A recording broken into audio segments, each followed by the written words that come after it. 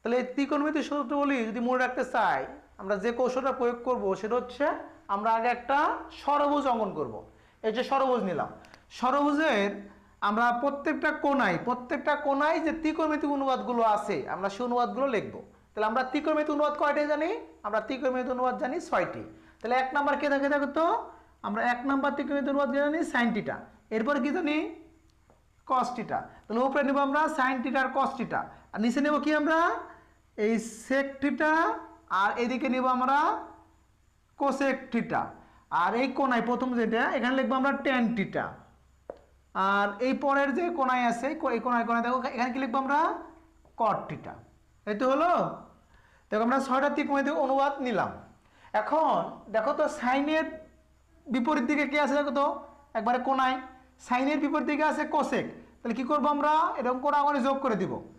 এরপরে কি করব দেখো তো, এই কসের কোণাকুণি কি আছে? আমাদের সেক থিটা আছে। তাহলে কসের কোণাকুণি আমরা যোগ করে দিব। এরপর কি করব? দেখো টেনের কোণাকুণি কি আছে? কট থিটা আছে। তাহলে টেন আর কট আমরা যোগ করে দিব। তো যোগ করে দিলাম। তো সবগুলো আমাদের সবগুলো দেখো সরল রেখা পরস্পর দেখো যেখানে মিলিত হয়েছে নাম দিচ্ছি আমরা 1, এখানে 1 ধরেছি আমরা। এখন আমরা প্রত্যেকের সূত্রগুলো বের করব। এটা হচ্ছে ম্যাজিক নাম্বার 1, ম্যাজিক মানে 1 নাম্বার ম্যাজিক। তাহলে সাইন থিটার মানটা কি হবে? আমরা সাইন থিটা সমান সমান কি জানি? দেখো সাইনের কোণাকুণি কি আছে কত? সাইনের কোণাকুণি 1 আছে, আর কি আছে কত? আমাদের সাইনের যে সরলরেখায় 1 আছে আর হচ্ছে কোসেক আছে।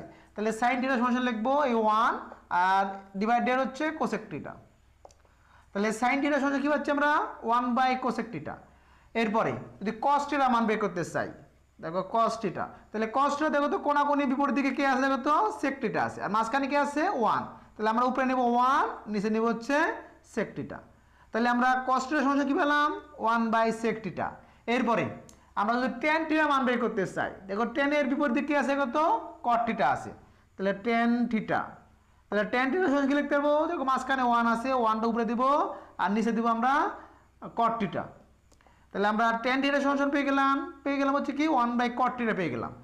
একইভাবে আমরা আরো যে অনুপাতগুলো আছে সেগুলো বের করে নিব। এখন আমরা দেখো যদি সেকের মান বের করতে চাই, sec থিটা, তাহলে sec থিটা দেখো তো বিপরীত দিকে কি আছে দেখো তো? সেকের বিপরীত দিকে আছে আমাদের cos থিটা আছে।